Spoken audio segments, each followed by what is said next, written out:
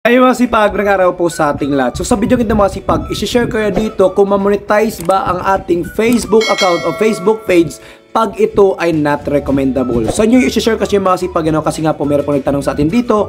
Ito si Kuya Pabs. So shout out sa iyo Kuya Pabs. Ang tanong nyo mga sipag, Idol, meron pa bang pag-asa ma-monetize ang not recommendable? So wala siya sinabi na page o profile po mga sipag. So i-same na lang natin dito Facebook page as Facebook profile account na not recommendable yung status nito. So yun yung aalamin natin mga sipag kung ma-monetize ba bakit not recommendable. Para malaman nyo na yun, proceed na tayo.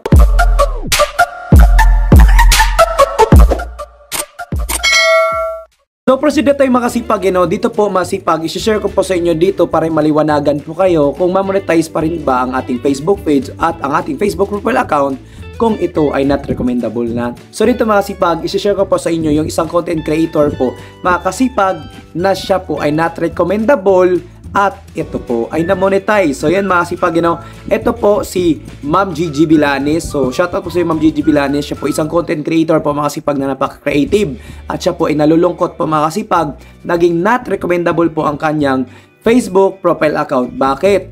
Dahil po ito sa pag-process niya doon sa pag-promote at boosting dyan po mga sipag. Huwag po kayo dyan mag-clip at mag-process ng iyong payout method at nagra-run po yan yung ads o nagbo-boost o nagpo-promote mga kasipag. Pero hindi nyo po ito nababayaran. Walang comply po mga sipag. So pag once na hindi po yan mababayaran, policy issue dito sa advertising po natin po mga kasipag. So ganito ang nangyari sa kanya, not recommendable po ang kanyang Facebook profile account dahil po ito sa profile violated our advertising policy. So dati po ito mga kasipag, nagra-run po kasi ito nagpapaboost, nagpapapromote po mga sipag karamihan. So ayan, para maging aware na po ang bawat isa, i-sign ko na dito yung post, advertise, and then yung promote po mga sipag. Huwag po kayo basta-basta dyan magpapa-boost post o magpapapromote tas nagpapa-payout method process kayo, then hindi nyo naman po ito mapabayaran dahil wala pong deduction dito dahil walang laman yung account or hindi talaga kayo nagbabayad po mga kasipag. So ganito mga kasipag, magkakaroon ng consequence pag once na ito po ay mamonitor. Ayan na po ang nangyari, profile violated our advertising policies issue. So naging not recommendable po siya mga kasipag. Nag-worry po si Ma'am Gigi, baka sakali hindi na po siya ma-monetize dito sa in-same ads tsaka dito sa ads on reels kasi nga about ito sa ads yung violation, pero meron siyang stars po, monetize po sa stars kahit not recommendable. Partida mga sipag, monetize sa stars. At marami po nagsabi dito mga sipag, normal lang daw yung stars. So talagang dito sila sa ads talaga. So hindi big deal sa kanila yung stars. So gusto nila sa ads talaga. So ito mga kasipag, papakita ko po sa inyo dito yung kanyang status ng kanyang account ay not recommendable, pero ito po ay na-monetize ng in-stream ads. Ayan mga kasipag, you can now start earnings money within stream ads. So yan mga kasipag, yan po ay na-monetize po siya sa in-stream ads po mga kasipag. Ayun, sa mga nagtatanong na nanawala ng pag-asa dahil not recommendable ang kanilang Facebook account o Facebook profile account o Facebook page dahil ito po ay not recommendable na wala ng pag-asa, pero mga kasipag, may pag-asa po. Ang ibig sabihin ng not recommendable po mga kasipag, yung ating mga content video ating page ay hindi na po yan isasuggest, i-spread ni Facebook ng algorithm dahil sa mga hindi natin pagsunod sa mga issue.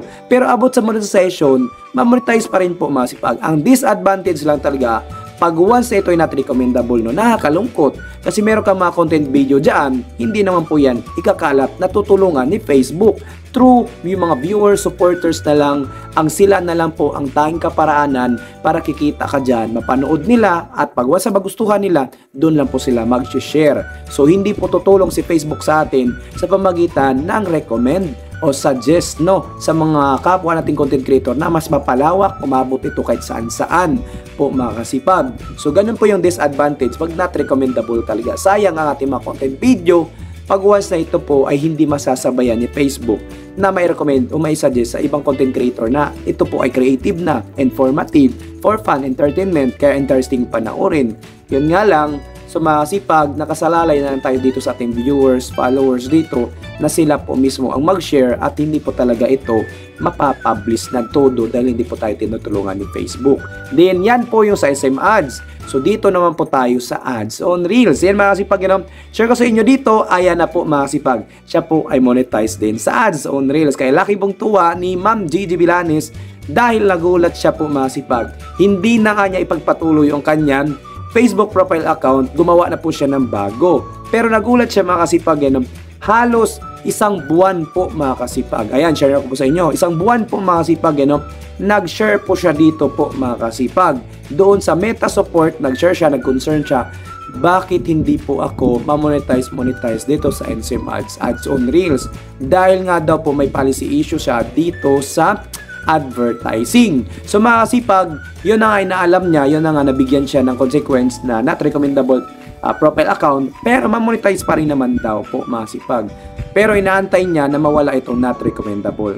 Ayan na mga kasipag, gumawa siya ng Facebook na iba. So dahil gusto niya po ay talagang recommended yung Facebook na iyon. Gusto niya mag-vlog na talagang mag-upload ng video na may suggest, may spread yung mga content video para marami pong makakapanood. Sayang po kasi ang creative video, informative video, or for fun, entertainment video kung hindi po tayo tutulungan ng algorithm ni Facebook na ikalat ito. And then, nagulat siya, gumawa na siya ng bago. Ang nangyari po mga kasipag, yung bago na yon ay bago, alam mo naman, 60 days o isang buwan. No, bago ito, pwedeng pagkakitaan. So, kinakailangan pa na maraming followers, views na requirements na mag-gain po natin sa NSIM Ads tsaka sa Ads on Reels. Lalo na po sa live ads kung ikaw ay page. Pero dito mga kasipag, nagulat siya kasi nga mga ilang araw, doon naman na ito na monetize sa Ads on Reels tsaka NSIM Ads. O, di ba mga kasipag?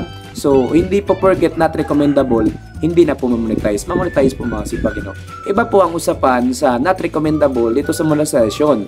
So, mga kasipag, hanggat hindi ka demonetize dyan, mga kasipag, hanggat eligible ka, mamonetize at monetize ka. Ang disadvantage lang talaga sa ating mga content video, hindi na po tayo talaga tutulungan ni Facebook na i-spread dito, na maikalat, na maipalawak ito sa mga ibang audience sa ibang lugar po mga kasipag.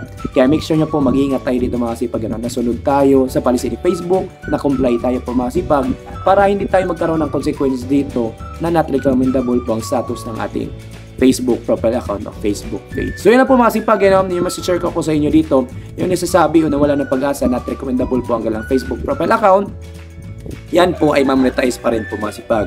Yun nga lang, nakakalungkot, so matagal-tagal pa at depende ito sa case, sa mga nailabag natin na policy. At mga kasipag, nakakalungkot kasi nga hindi tanga tayo na may spread na ni Facebook ang ating mga content video, pati na rin po ang ating profile account name. Pero mga kasipag, about naman po dito, nababalik ba iyang not recommendable niyan to recommendable? Oo naman po mga kasipag. Pero depende yan sa case talaga natin, So kailangan lang talaga natin dito ay mag-contact sa Meta Support po. Kaya nga yung iba po mga kasipag, nagpa-verified na po Kasi mas naging priority yung nagbabayad monthly, na pinapansin ni Facebook dahil ito po ay verified low budgets po mga kasipag. So yan lang po mga kasipag, sana po meron kayo naintindihan at tututunan sa content video ito at sana po nakatulong. At kung gusto itong video mga kasipag, pasupport naman po sa ating YouTube channel o Chris TV po mga kasipag. Kung hindi pa po ikaw nakasubscribe, subscribe daw po kasipag at pindutin na rin po ang notification button para masijud ka ba bago yung video upload. At kung meron ka sa susunod at katanungan mga kasipag, mag-comment down below sa baba para pag nabasa ko yan, sasagutin ko at magagawan po natin ng content video hanggang sa tayo makakaya. At huwag niyo po kalimutan mag-like and share mga kasipag. Maraming salamat sa panonood. Have a nice day and God bless all.